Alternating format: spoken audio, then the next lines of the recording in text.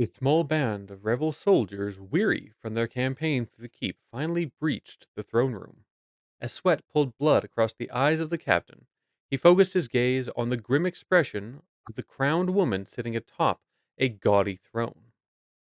She spoke with a cool tone, commanding the troop to abandon their coup, but it fell upon deaf ears. The military band had come too far to give up now. All that stood in their way was a gap of 50 feet and a single guard standing beside the queen. It was the guard that drew the captain's gaze next. He did not scowl, nor show an expression of fear, or any expression at all, really. His eyes did not narrow, nor his mouth move at all. He held open a book in his hand, and out on his back sat a great sword, but he did not draw it. Under the captain's order, the 5 soldiers who had entered the room began to move forward, weapons drawn and shields raised, at a cautious pace.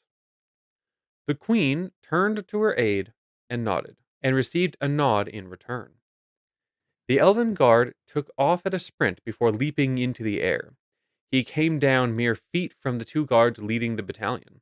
As the elf's fist met the stone floor, a wave of arcane energy tore through the soldiers. Limbs snapped, and bodies were tossed away by the sheer force. The captain, in the rear, held his ground, though worse for wear. As he gazed up, he watched as the elf began to glow with a bluish gray hue. This was no mere royal guard. The captain himself led a counterattack, but his hammer met an impenetrable force hovering above his foe. 2 of the others joined in and landed hits, but it did little to affect the slender magic being. With the faintest of movements, the elf wrenched the massive blade from his back. As he spoke arcane words, the sword began to glow in red flame. He swung in a wide arc, catching the captain and one of his men.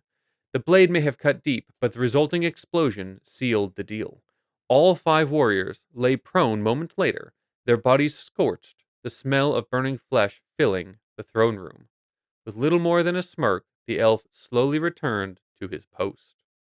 Hello and welcome back, adventurers. Today we talk about the Magus Remastered. By focusing arcane power through martial prowess, the Magus is a master of the art of spell striking. This is a class that's been around for a while, but was one of the 2 that I personally thought needed an update, and it got one, a pretty massive one. And when we get to 2 parts that I think are really valuable to talk about as far as changes from the original version, I will bring them up. I'm sure I will miss things, but there are some pretty big obvious ones, and I will point those out for anybody looking to understand what has changed between the 2 versions. Keep in mind, this, of course, just came out as an updated, remastered version of the class in Impossible Magic, which, again, is just an incredible book. The Magus is a martial character that's got spellcasting as well.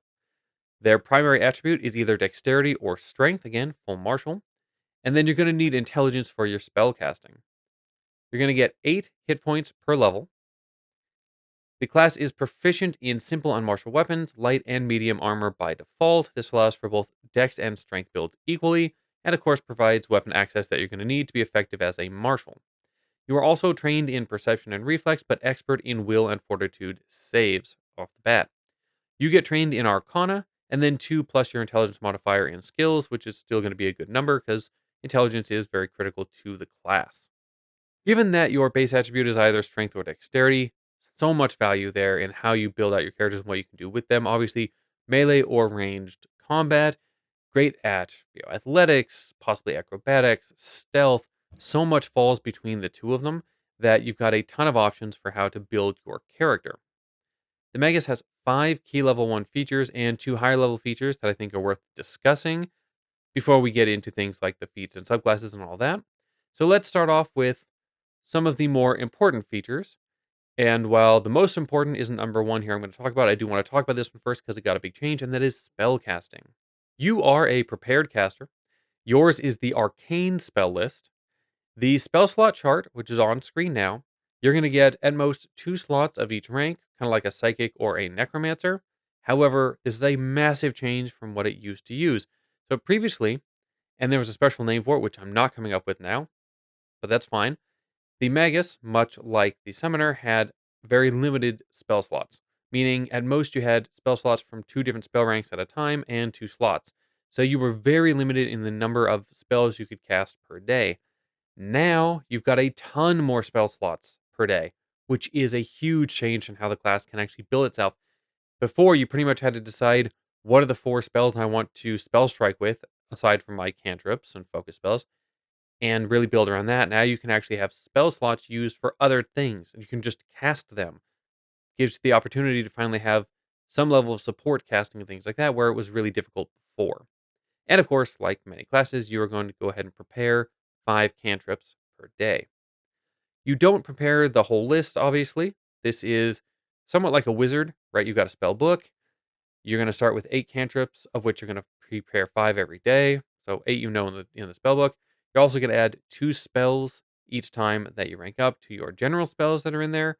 You're going to know 5 first rank spells in there as well, even though you can only prepare 1 at level 1. And you can add more spells to your spell book with the learn a spell downtime activity, which I think is really important for casters like wizards, like necromancers, like the Magus. If you happen to take an archetype that would give you a spell book, like wizard, which is very reasonable, you just have one spell book. You just put it all into one book. And just quickly keeping along the spellcasting side of things, you do have what are called conflux spells. These are your focus spells. You get a focus point back every 10 minutes from downtime while reading your book and exercising, kind of match their feel. Nothing crazy here. You're going to get one focus point because you have one focus spell at level 1, and that comes from your subclass or your hybrid study. But the real primary feature of this class is Spell Strike. This is a 2 action activity. You're going to strike with your weapon and use a spell at the same time. The spell must be a 1 or 2 action spell only that can target enemies with either an attack or a save. You're going to make a melee strike with your weapon or unarmed attack. The strike itself becomes magical. If this spell requires an attack roll, you're going to use the outcome of the strike as the result for the spell's attack. If the spell requires a saving throw, the target of your strike must make that save against the spell you cast as part of the spell strike unless you have critically failed the strike. So even if you fail to strike, they still have to save against your spell, just not critical fail, which is cool. If the spell and the strike deal the same type of damage, you combine their damages for weakness and resistance purposes. This is actually a new little added line, as far as I know, in the remaster. Probably not huge, but something of note. You can't spell strike again until either you use one action to reset it, or you use a conflux spell, and that will reset it for you. Having said that, there will be lots of other ways you can gain through the class that will give you ways to reset and recharge your spell strike. With spell strike, though, there are some important caveats we have to talk about how it works. The spell only targets the target of your strike, even if it would normally target more creatures than that, but it has to target them. Ancillary effects from the spell, like difficult terrain it might make, those occur under the target only. So you're really just affecting that target with any part of this. The spell affects the target even if the distance for the spell doesn't work, but the strike does. So essentially, you're making it match the spell match the strike. And what I mean by this is, let's say that you have a ranged spell, but you're doing a melee strike. That's fine. It's all just part of the melee strike. It hits. I mean, you could cast a ranged spell at a melee creature anyway, but yeah, that all comes together. Let's say that you have reach weapon, and the spell is a melee, meaning 5 foot reach spell. The spell still hits, assuming that you hit with or force it to save on with your strike, even though your strike has reach. So none of that matters. It's all based on the strike. If the target of the spell strike isn't a valid target for the spell, then the spell slot is wasted and nothing happens. For a spell with variable numbers of actions, you have to choose the 1 or 2 action version of that spell to use with spell strike. And finally, you're not casting any spell shapes for the spell before the spell strike. That doesn't work. Don't do it. Pretty easy rules, but still lots of interpretation, I'm sure, out there. And, they can be challenging, especially if this is your first class to play. This is a lot to try to take in. But that's not even our final feature, of course. We have a couple more here. We have Arcane Cascade. This is a stance that takes 1 action to enter, like stances do. You can enter it anytime in combat. Now, this is a change because it used to require a different type of setup in order to do this. We'll get to that in a second. When in this stance, your strikes are arcane. They deal 1 additional force damage, and you have 1 resistance to spell damage as well. This goes up to 2 for both of those at level 7 and 3 at 15. If you cast a spell the same turn before entering Arcane Cascade, and that spell deals damage, you can change this damage to match that damage type. Before the remaster, you could only enter Arcane Cascade immediately after using Spell Strike or casting a spell. Now you could just enter it. And that is huge. Bef- Already, this is a bit of a challenging class with how to use its actions because you're trying to Spell Strike all the time. So, setting up when to use what actions, yeah, that takes some work. And Arcane Cascade used to make it so much worse. So now it's a lot easier to use Arcane Cascade and set up the turns as you wish. Finally, we have your Hybrid Study, which is your subclass. With your Hybrid Study, you're going to get some conditional passive abilities, at least some part that's tied to Arcane Cascade. Some stuff might be tied to Spell Strike, some stuff might be outside of that, but some sort of passive abilities. Then you're going to get your level 1 Conflux spell, and you're going to get a set of Studious spells. These are spells that are added to your spell book for free at levels 7, 11, and 13. We'll get to that as far as our later features go. So, talk about that in a second. And this also, your hybrid study, acts as a prereq for at least 2 class feats. Normally, those are at 4 and 10. There's at least, I think, just one that also gets some at 6 and 8. So what about those higher level features? Well, we have the Studious spells at level 7, which I brought up. These are spells that are some given by your hybrid study, some by this feature alone, that are just added to your spellbook for free. It doesn't mean they're prepared, it means they're added to the spellbook. After you cast any Studious spell, you can enter Arcane Cascade as a free action, and that is fantastic. Action economy. Your Studious spells added by this feature are Gecko Grip at level 7. Then, that's a second rank spell, by the way, that gives you a climb speed for 10 minutes. Haste at level 11, which you probably know, and Fly at level 13, which you probably know. So those are the ones added by this feature itself, and then we'll talk about the ones added by your hybrid study as we talk through the different hybrid studies. All 3 of these, by the way, upcast well at certain ranks. Not every rank, but at certain ranks. Like Haste eventually can affect the whole party, as an example. Fly can let you fly for a long time at higher levels. So it's nice to have upcasting ones because you're getting these are lower rank spells, right? At level 7, you're getting a second rank spell. At level 11, you're getting a third rank spell. And at level 13, you're getting a fourth rank spell. Nice when they upcast well. Finally, at level 19, we get double spell strike. This is 2 actions. You still make a strike, but now you're going to cast 2 spells at once. Now, their combined level must be 10 or lower, and all other normal requirements have to still be met. You still expend the slots, but there's so much you can do with this depending on how you've built out the spells that you have prepared. I just think this is amazing. And yes, this is once per day, but it's a very cool effect. And that's it for higher level features. What I do want to call out is that you are a martial first. So your martial features, your weapon proficiency, weapon specialization, all that, that actually keeps up with normal martials. Because of that, your spellcasting actually falls behind. You're never going to get a 10th rank spell slot. That'll never happen for you. You will never get legendary spellcasting. You will sit at master. Expert will come at 9, and normally it's at 7 for a spellcaster. Master will come at 17th rather than 15 for a normal spellcaster. So again, you are a martial first. Your attributes say so, but you still get really good casting to go with it at this point. Again, you didn't get great casting before, you have better now. All right, with that, let's go ahead and jump into those hybrid studies and talk through them. And we'll talk about every part of it, the passives, the conflict spell, studies, the studio spells, and the feats you become available for. But I won't go into too much detail because we'll have a ranking video for this. I'm sure that shocks you. Starting off with Aloof Firmament. You get the Catfall feat for free, but you only gain its benefits if you're not wielding a shield and at most wearing light armor.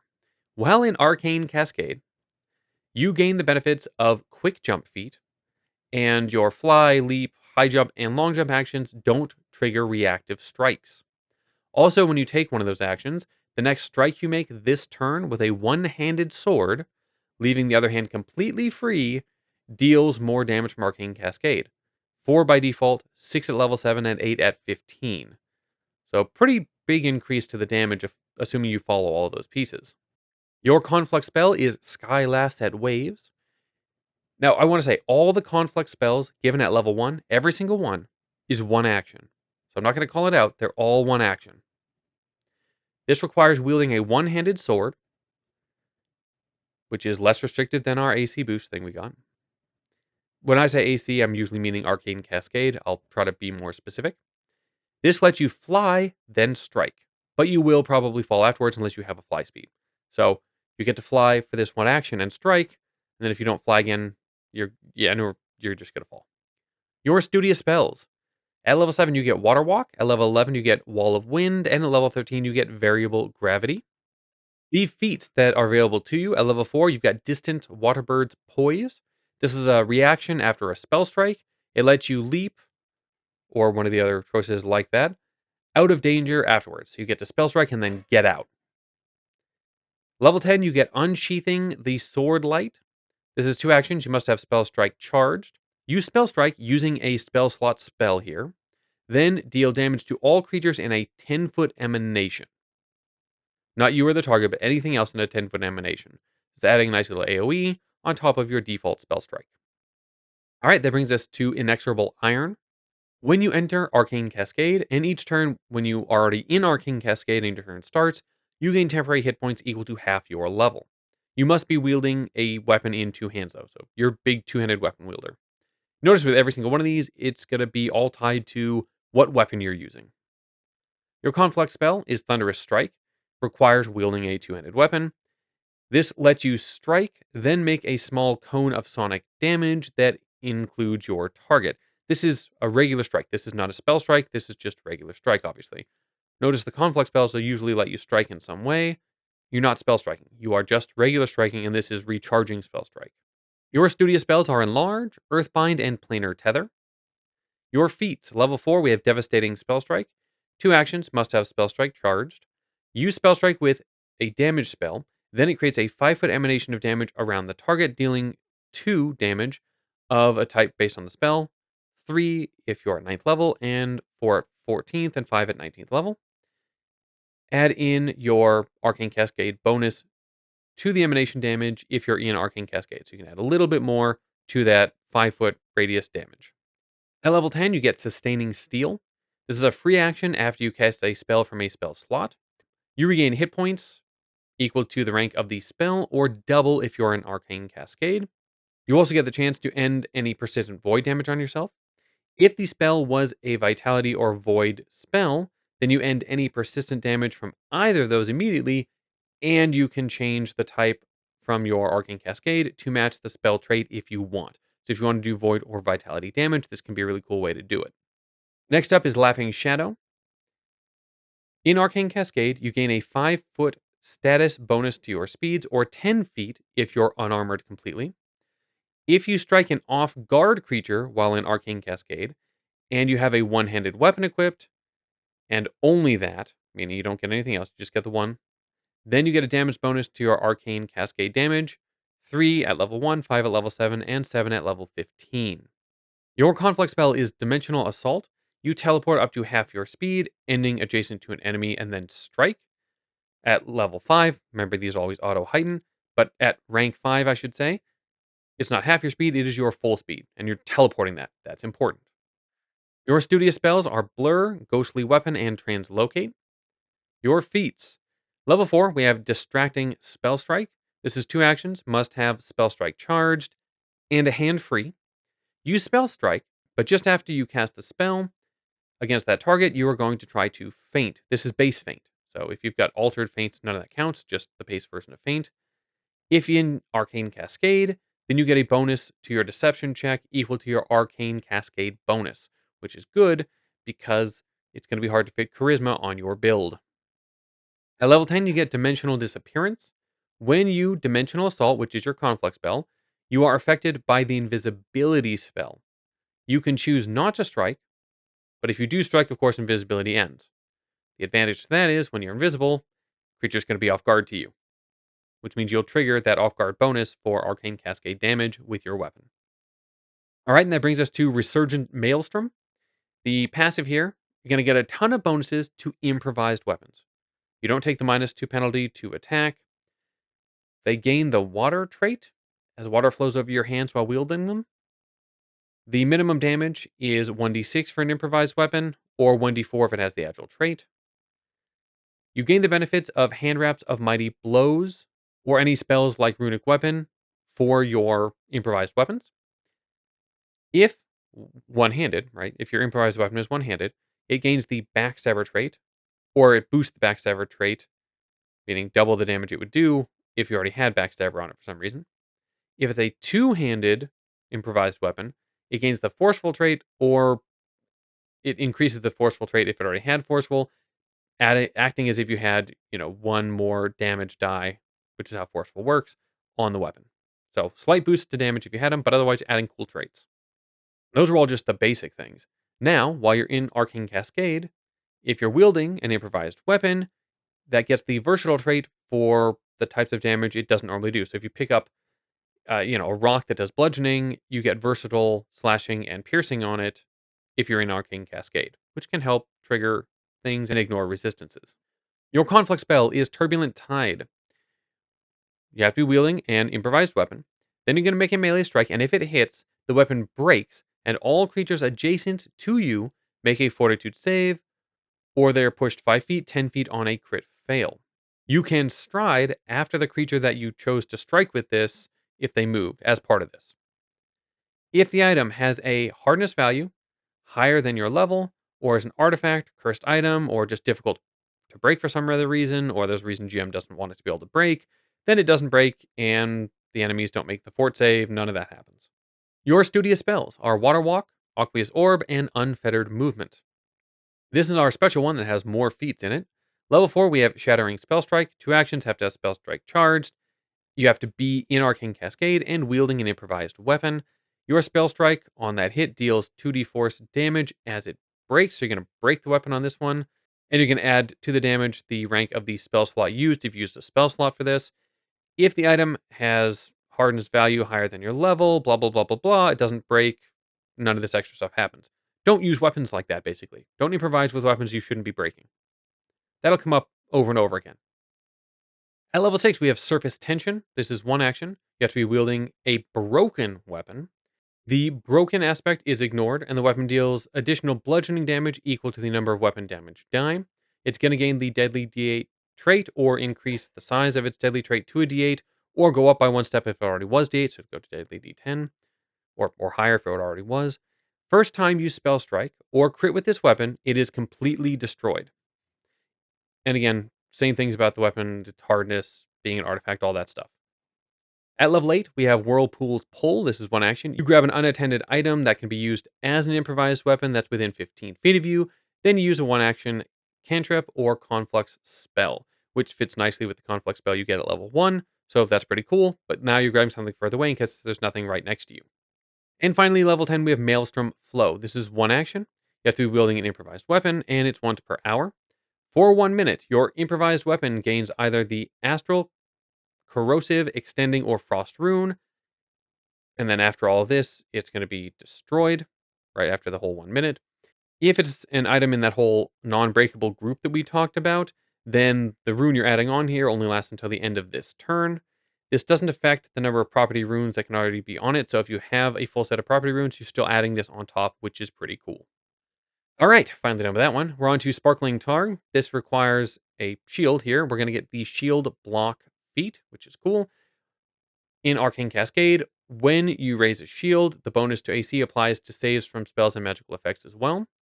Damage from spells and magical effects can trigger the shield block, which is really nice. When blocking these spells and all that stuff, you get to add your resistance bonus from Arcane Cascade to the shield's hardness. And this works for shields, the shield spell, raise a tome, which is a feat we'll talk about later, and anything being used as a shield kind of thing, right? As long as you're able to raise it as a shield, this counts. Your conflict spell is Shielding Strike. You're either going to raise your shield or cast the shield spell, then strike. Your studious spells: Resist Energy, Warding Aggression, and Mountain Resilience. Your feats at level 4, we have Emergency Targ. This is a reaction. When an enemy hits you with a strike or spell, or you fail against a save. Okay? Then you have to have a shield equipped or the shield cantrip ready to cast. You raise the shield or cast it, and the bonus applies to the strike that just hit you or the save you just failed against, possibly reversing what happened there. And at level 10, we have Dazzling Block. This is a free action when you use Shield Block. So you've used Shield Block, then you can apply this. You create a 15-foot cone of light, and all creatures in there must make a fort save. On a critical success, nothing happens. Success, the creature is dazzled for 1 round. On a failure, they are blinded for a round and dazzled for a minute, but they can interact to remove the blind by wiping their eyes. And on a critical fail, they are blinded for 1 round and dazzled for an hour, and there's no note of rubbing it away this time. Then we have Starlit Span. Passive here is you can spell strike with a ranged weapon or ranged unarmed strike. This has to be within the first range increment for that weapon or unarmed strike, though.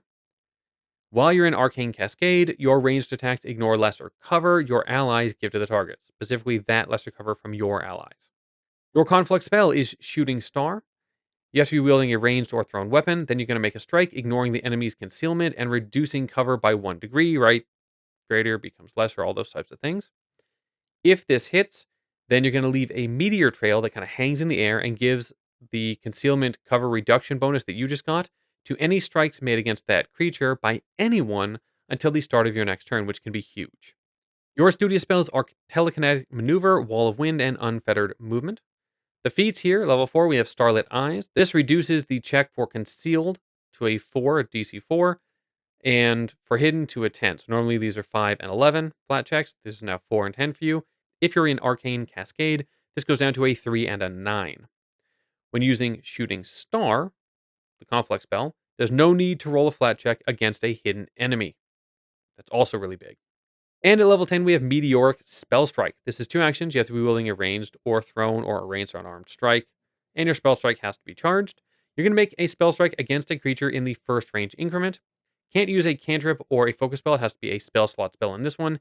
Each creature in the line between you and the target, but this doesn't include the two of you, takes damage equal to twice the spell's rank for the spell you used, and the damage is of the type of the spell that you cast, which implies then you need to use a damage spell for this one.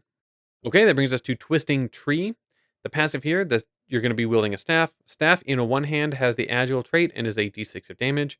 When it's in two hands, still d6 of damage, but it has the Parry, Reach, and Trip traits. In Arcane Cascade, once per round, you can interact to change the grip for free, so from one hand to two hands or two hands to one hand. Your conflict spell is Spinning Staff. You have to be wielding staff. You're going to strike 2 different creatures, one after another. Multiple attack penalty at normal. Remember, though, it is for 1 action. Your studious spells are Oak and Resilience, Slow, and Flicker. Your feats. At level 4, you get Student of the Staff. On a crit with a staff, you get to use the critical specialization from the club group, which is a push. Spells from spell strikes still work even after the push. So you push them away and then the spell goes off. They're still affected. When in Arcane Cascade, the staff gains the Deadly D6 trait, which is going to do the same type of damage that your Arcane Cascade does. So obviously force by default.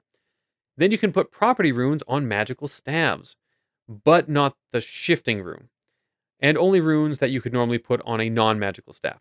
So we didn't talk about this. When I talked about staves, this is any staff. This is magical staves. This is staves that you're, putting magic into that you can cast spells from. You can use those for these strikes, and that's awesome. And level 10, you have Lunging Spell Strike. 2 actions. You have to be wielding a staff, and Spell Strike is charged. You're going to make Spell Strike using a spell slot, not any other type of spell. Then you're going to increase the reach of this strike to 5 times the rank of the spell. That's crazy distance. Next up is Twofold Tine. While in Arcane Cascade, if you strike with a weapon in one hand, you give the weapon in your other hand a boost to the damage it deals from Arcane Cascade, and the bonus goes to 2, 4, and 6 from 1, 2, and 3. And that's until the end of your current turn. So this is obviously our dual wielding setup. Your conflict spell is Force Fling. This is wielding 2 melee weapons, 1 in each hand, obviously, or you can do 1 and a hand free. You're going to make a strike, but it can be anywhere within 15 feet and has a reduced multiple attack penalty if not your first strike this turn and against a creature that you have not attacked. So it doesn't have to be against your first target, but if it's against a different one and it's your second, then it's a -4 or -3 on the map penalty if it's agile for the -3, or -8, -6. It does help a lot with those follow-up strikes. Your studious spells are Blur, Gravity Well, and Unfettered Movement. At level 4, you get Recharging Flurry. You have to be wielding 2 one-handed melee weapons. You're going to make 1 strike with each weapon, then recharge Spell Strike. You're going to take multiple attack penalty as usual for these, though, so your second one's going to have multiple attack penalty. If the second is at a target that you haven't attacked, though, then you've got those same reduced multiple attack penalty numbers we talked about with our last conflict spell discussion.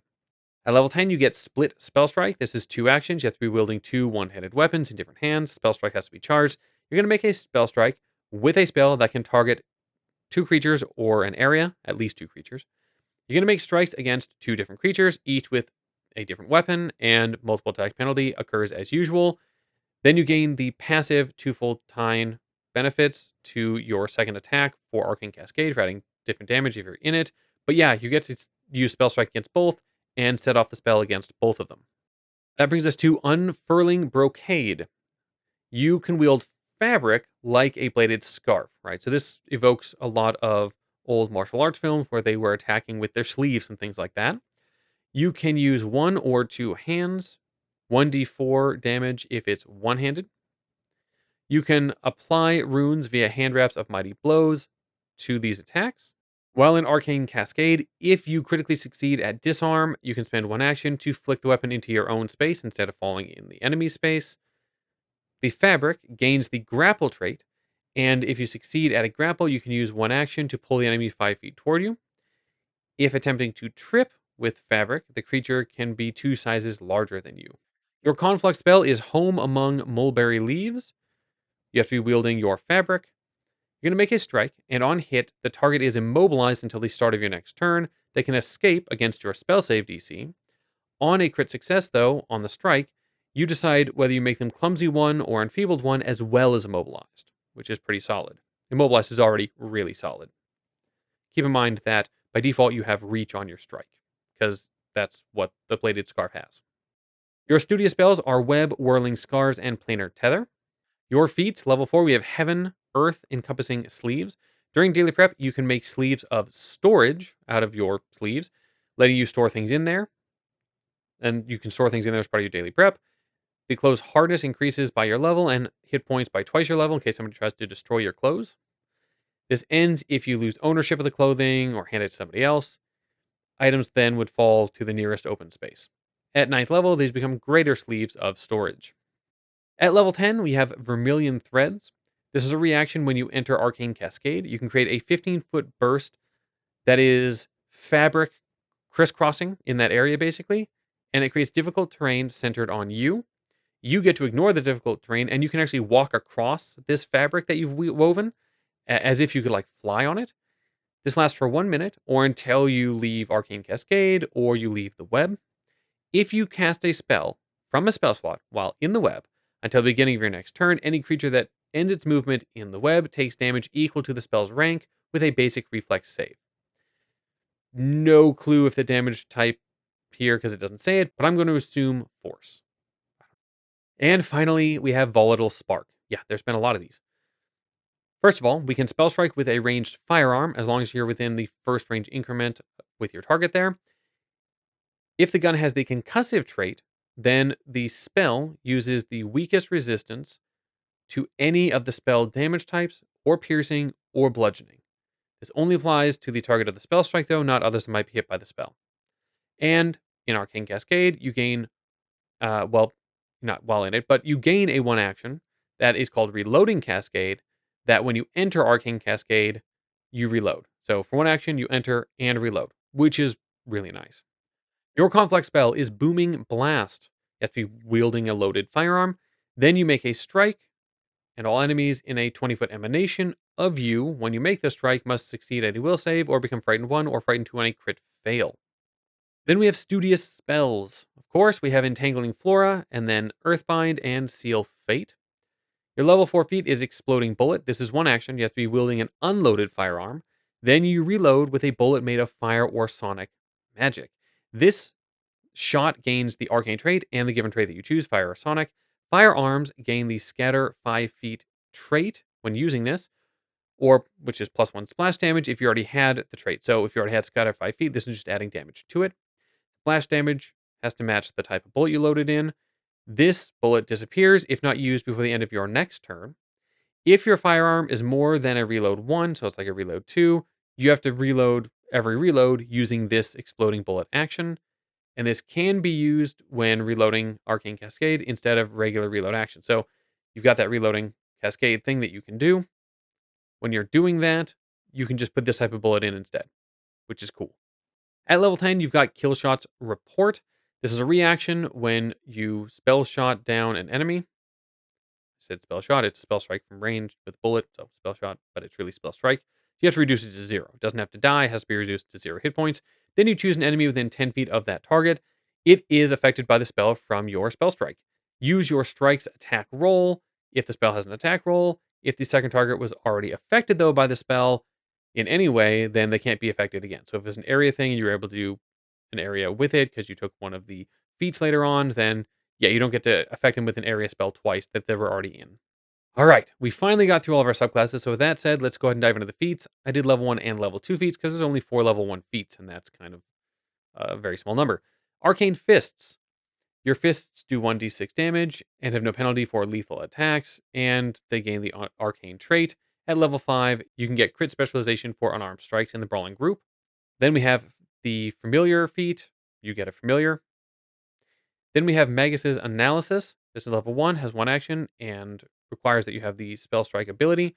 You attempt to recall knowledge on a creature, then you recharge your Spell Strike. You get a +1 circumstance bonus to the check if you hit it with a strike this turn. After using it, it's immune, that creature's immune to this for 1 day. And finally, at level 1, we have Raise a Tome. You're going to raise a book when you would raise a shield. If you do so, you get a +2 to AC from raising your book, and a +1 circumstance bonus to your recall knowledge checks when using the related skill to the spellbook, that is. So that'd be a +1 to Arcana checks if it's your default spellbook. If it's a different kind of book, it's a book about, you know, forests, you get it to nature, whatever. If used for shield block, this has hardness 3, hit points 12, and a break threshold at 6. And you can put reinforcing runes on this. All right, time for our level 2 feats. We have Cantrip Expansion, pretty standard stuff. You can prepare 2 more cantrips a day. Convergent Tides, level 2. You have to have Arcane Cascade. While in Arcane Cascade, you ignore difficult terrain from water. Then we have Enhanced Familiar, standard stuff. Normal boosts to your familiar's traits. Then we have Expansive Spell Strike. You have to have Spell Strike to get this. Your spells that have an area of burst, line, or cone now affect their usual area, but must include the target of the strike. Burst is centered on a corner of the target's square or squares, so it has to be one of the corners. Line and cone come from you, but must include the target of your strike in it. And only the target is affected by the strike itself, whereas everything else in the area is affected by the spell as usual. This is probably the most common feat I would take as almost any Magus at level 2. Then we get Force Fang.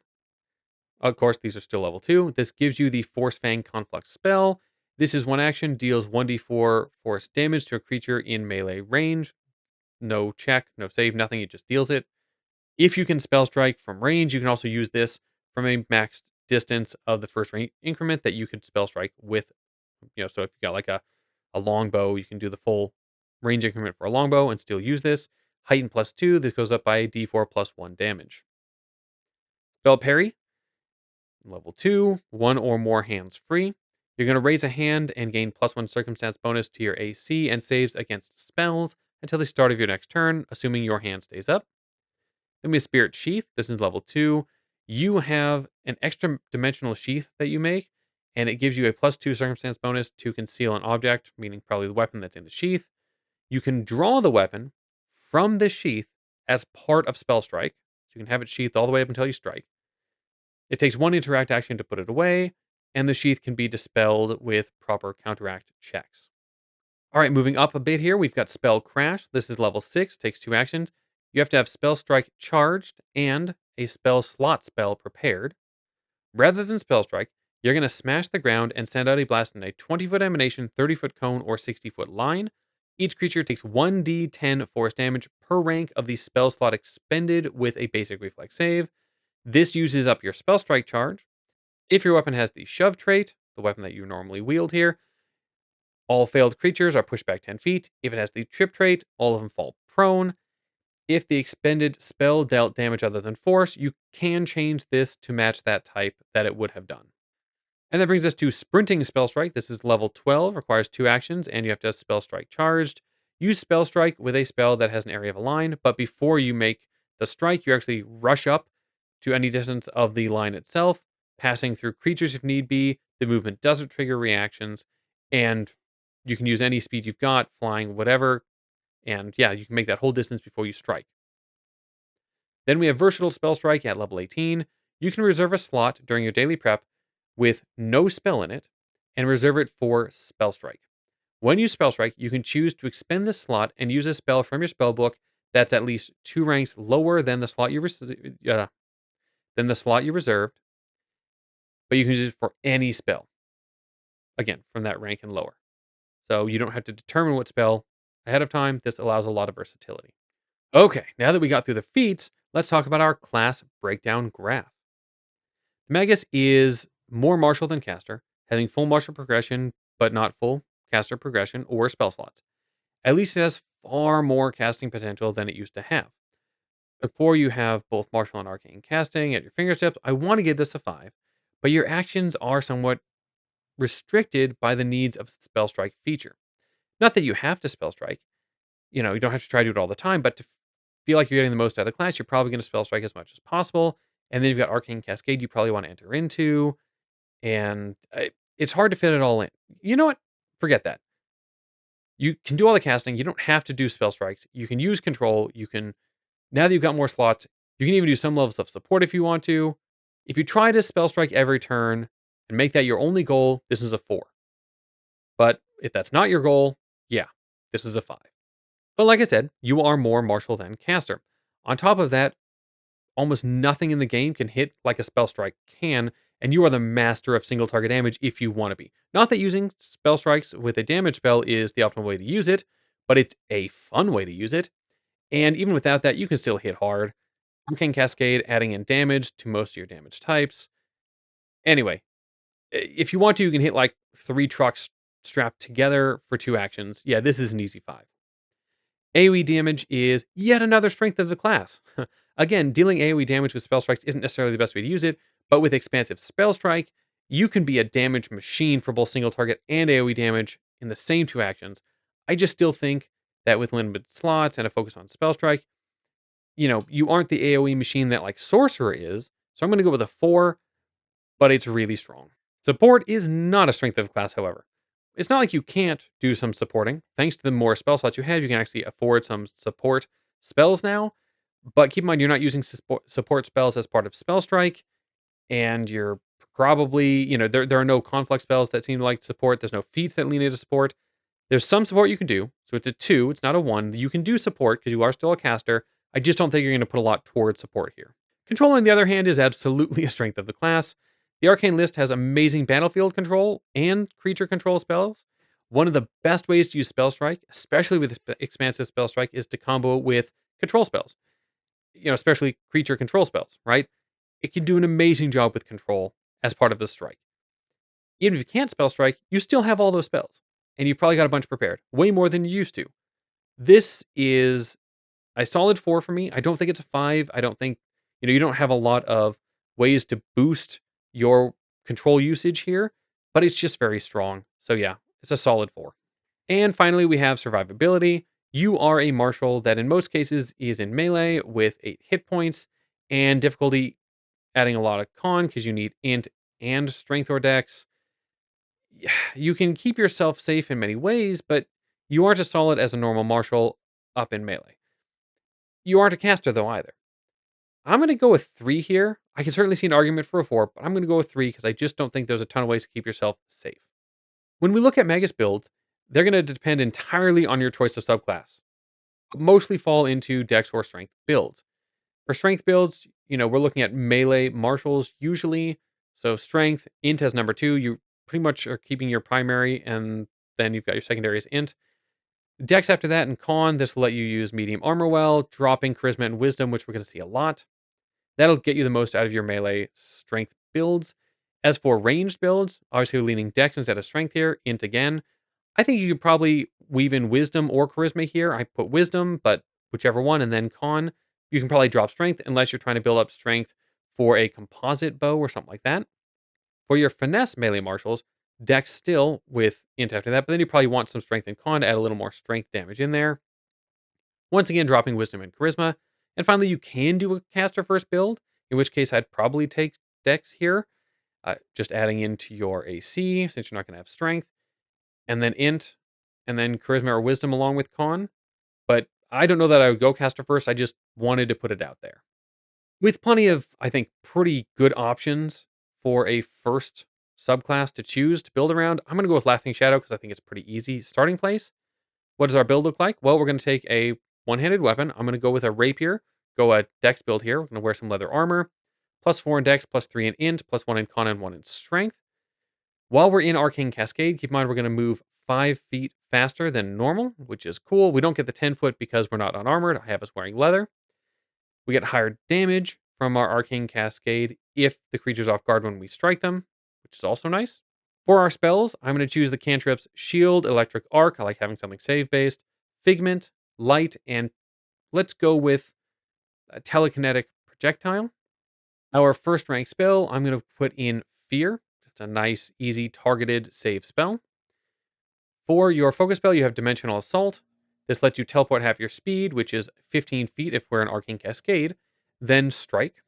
With that build in mind, let's go ahead and give a combat example to show off Magus gameplay. In the sleepy town of Fairhaven, a necromancer with his horde of undead have been cutting through, building his army. Two adventurers quickly made their way to the town. Seltael, a Magus, and his ally Kira, a cleric, feel they have what it takes to end this plot.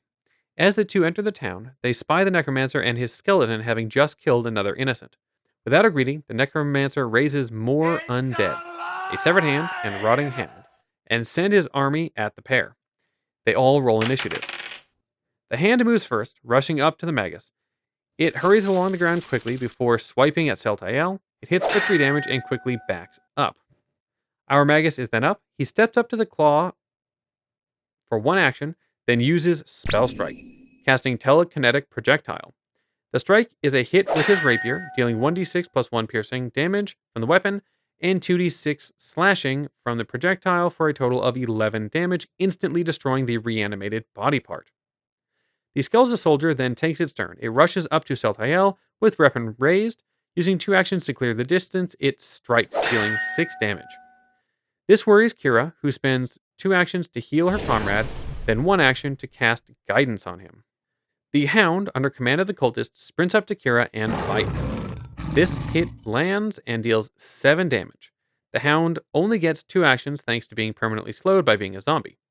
Kira stares at her injured leg as the cultist now rounds the corner and casts 2 action harm at Seltael. Thankfully, the Magus succeeds at his save and only takes half damage, a simple 2, but he is aware that it could have been much worse. As it comes back to Seltael, he enters Arcane Cascade, increasing his damage by 1 force damage and his spell damage resistance by 1 as well. He then uses his Conflux spell, Dimensional Assault, to teleport behind the Hound, flanking with Kira. With the Guidance buff and flanking on his side, he strikes as part of the spell, critically hitting. Thanks to having a hand free, he deals 1d6, plus 1, plus 3 force damage from Arcane Cascade because of the off guard, for a total of 18 damage. This is just enough to wreck the Hound, sending it back to the grave. With the last action, the Magus casts Shield.